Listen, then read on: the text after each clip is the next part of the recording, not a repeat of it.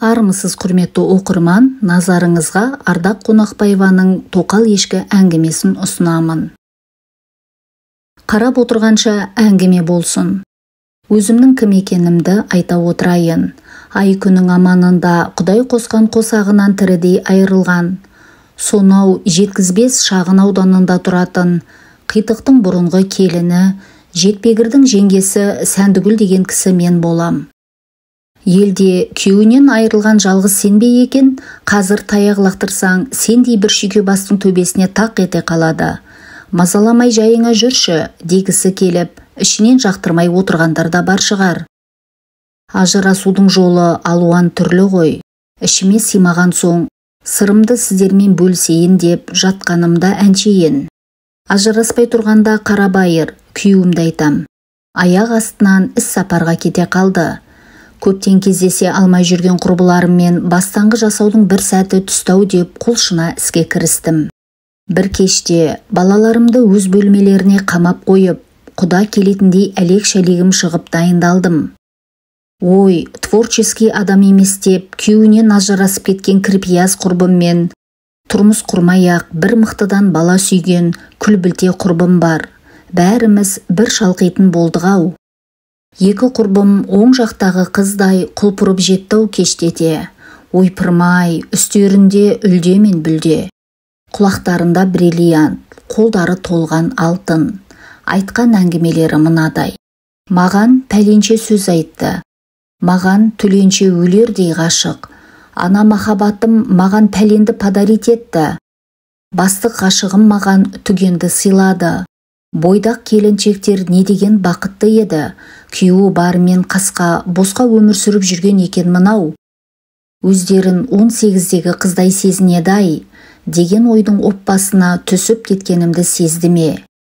Осы мен бар ғой, күйеуімен бірге тұратын әйелдерді сұмдық аяймын. Байғұстардың күні құрсын, дегені кірпияздың. Құрысын, адамды аяп жетістірмес. Құдай аясын десеңші оданда.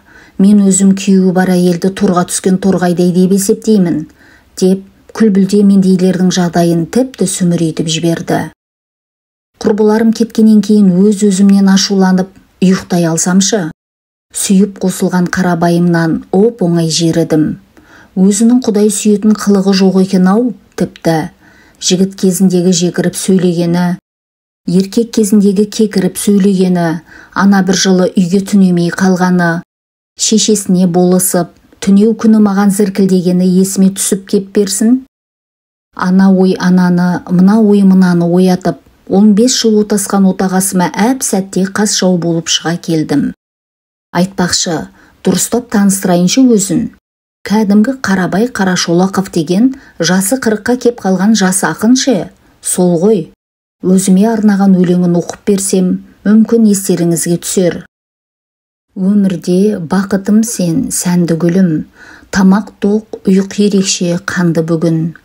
Қызметте, асханада сен еске алсам, елестер көз алдыма сан қылығың. Шалыңның шалқығанын көтер жаным, өзіңсіз еш көпірден өте алмадым. Жарына жыр арнаудан жалығатын, мен емес өмірдегі осал жаның. Осы секілді жүздеген өлеңдердің авторы. Қазір сол өлеңдерін қарап отырсам, жүдеген өлеңдер екен ғой. Ақын болып, төбеме шырақ жаққаны да шамалы. Қаламақысы кітаптың шыққан ақысына кетеді-ау. Тапқан табысы өзінен артылмайтын, соны да күйеуім бар деп жүрдім-ау мен. Сонысымен қоймай, мінезі шақар, қонаққа барған жерде өлеңін оқымадым деген біреуді көрсе, жағасына жармаса кетеді. Сен қалай мендей ақынды танымайсың? Бірақ сендейлерге мені түсіну қайда?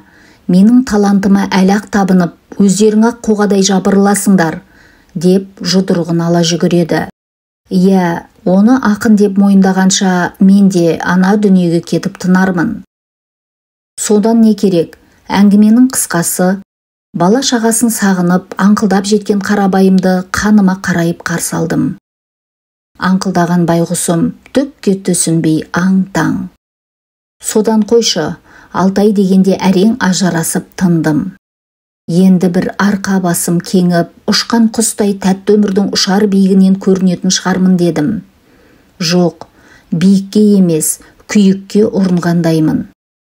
Басыма бар пәлені үйіп берген бастаңғыны қарғап сілеймін. Қайдағыны қоздырып жүрген, тіліңе теріскен шыққыр кірпияз, сол екі ортада әйел өлген біреуге күйеуге тиіп кетіпті. Қайтқан малда қайыр бар дегендей, қарабайыма қайта қосылам ба десем, о, сұмдық, күлбілтенің қолына кіріп алыпты. Міне, мүйіз де жоқ, киіз де жоқ, құлақтан құралақан қалған тоқал ешкінің кебін кидім.